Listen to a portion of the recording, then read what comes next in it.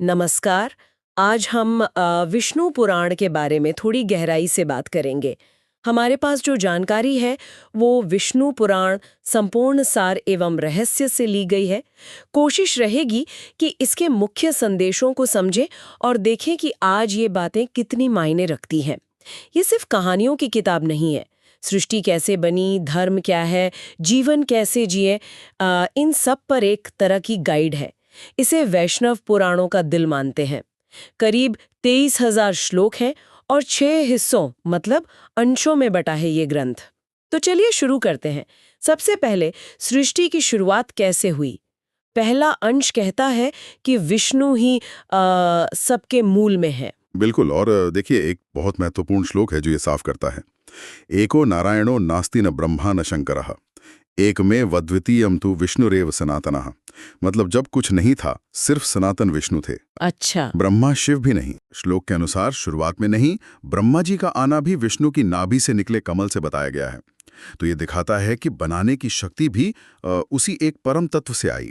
यहीं से वो त्रिदेव वाली बात शुरू होती है। ब्रह्मा सृजन, विष्णु पालन और महेश संहार। ये एक तरह का कॉस्मिक बैलेंस है। और हाँ, पंचतत्व कैसे बने, पृथ्वी, जल, अग्नि, वायु, आकाश, इसकी प्रक्रिया भी इसी हिस्से में है। ये त्रिदेव वाली बात काफी दिलचस्प है कि विष्णु पालक होते हुए भी सृष्टि और संहार के मूल में है। खैर, दूसरे अंश में तो अवतारों की बात आती है। वो तो शायद सबसे ज्यादा लोग जानते हैं। हाँ बिल्कुल। मत्स्य, कूर्म, वराह, नरसिंह, वामन, कृष्ण, जो 10 मुख्य अवतार हैं, उनका वर्णन है। लेकिन जरूरी ये समझना है कि ये अवतार हुए क्यों। इनका मुख्य उद्देश्य था धर्म को फिर से स्थापित करना। जैसे गीता में कहा है। हाँ, वही भाव है। यदा यदा ही धर्मस्य ग्लानिर्भवति भारत। जब भी धर्म का नुकसान होता है, बुराई बढ़ती है, तो विष्णु संतुलन बनाने आते हैं। हर अवतार आप देखें तो एक खास तरह की बुराई या समस्या का हल लेकर आता है। जैसे नरसिंह अवतार, वो अहंकार और गलत शक्ति के इस्तेमाल का नाश करते हैं। और इसी अंश में रामायण महाभारत की कहानियों का सार भी मिल जाता है। मतलब कैसे इन अवतारों ने अलग अलग समय में धर्म बचाया। अच्छा, तो ये अवतार धर्म की स्थापना करते हैं उस ब्रह्मांड में, जिसका जिक्र शायद अगले अंशों में है। मैंने सुना है इसमें भूगोल और समय मतलब युगों की भी बात है। हाँ, आपने सही समझा। तीसरा अंश जो है वो ब्रह्मांड के भूगोल के बारे में बताता है। 7 द्वीप, 7 सागर, जम्बू द्वीप, भारतवर्ष, मेरू पर्वत। ये सिर्फ नक्शा नहीं है, ये एक तरह का कॉस्मोलॉजिकल मैप है जहां ये सब हो रहा है। और इसी के साथ आते हैं 4 युग: सतयुग, त्रेता युग, द्वापर युग और कलयुग। ये सिर्फ टाइम का बंटवारा नहीं है, ये दिखाता है कि समय के साथ धर्म कैसे धीरे धीरे कम होता जाता है। सतयुग में धर्म सबसे ऊपर था, साधन था तप। त्रेता में यज्ञ हुआ, द्वापर में पूजा। और कलयुग, जिसमें हम हैं, उसके लिए क्या खास बताया है, ये जानना तो आज शायद बहुत जरूरी है। हाँ, कलयुग के लिए कहा गया है कि इसमें धर्म का स्तर सबसे नीचे होगा। इसीलिए इसके लिए सबसे सरल मगर बहुत असरदार साधना बताई गई है: हरि का नाम लेना, उनका स्मरण करना।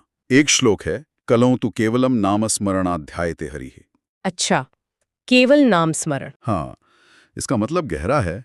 जब मुश्किल यज्ञ या कठिन तप मुमकिन ना हो, तो बस भगवान का नाम लेना, उन्हें याद करना ही भक्ति और मुक्ति का मुख्य रास्ता बन जाता है।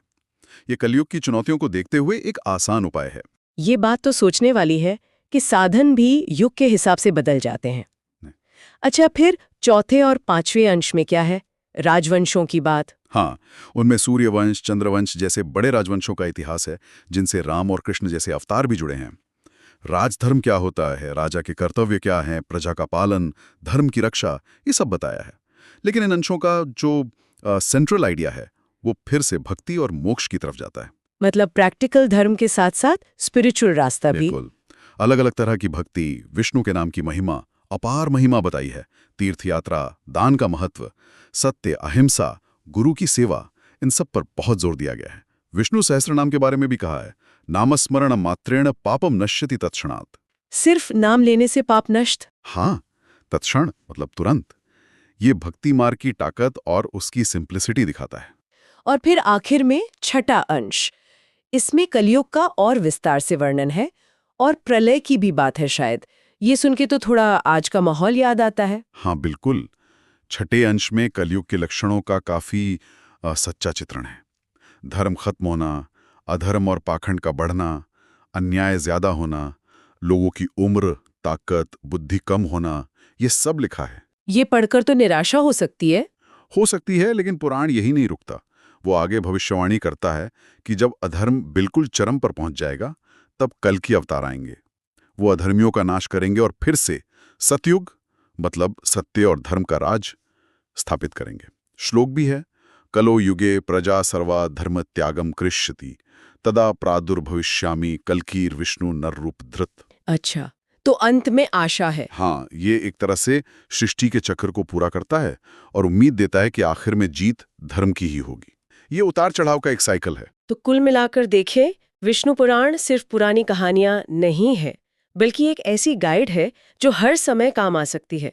सृष्टि की शुरुआत से अंत तक धर्म, कर्म, भक्ति, मोक्ष सबको जोड़कर एक पूरा दर्शन देती है। जीवन को सही दिशा कैसे दें, ये बताती है। बिल्कुल सही कहा। और यहीं पर एक सवाल सोचने के लिए छोड़ सकते हैं। विष्णु पुराण ने कलयुग के लिए नाम स्मरण को मुख्य साधना बताया। आज का समय देखिए, इतनी भागदौड़, टेक्नोलॉजी, लेकिन शायद अंदर से उतनी ही चुनौतियां, तनाव, दिशा की कमी। तो ऐसे में ये जो सरल सी दिखने वाली साधना है, नाम स्मरण, इसका आज क्या खास महत्व हो सकता है? क्या ये हजारों साल पुराना ज्ञान आज की हमारी उलझनों को सुलझाने में कुछ मदद कर सकता है? ये सवाल शायद हम सबको अपने अंदर खोजना होगा।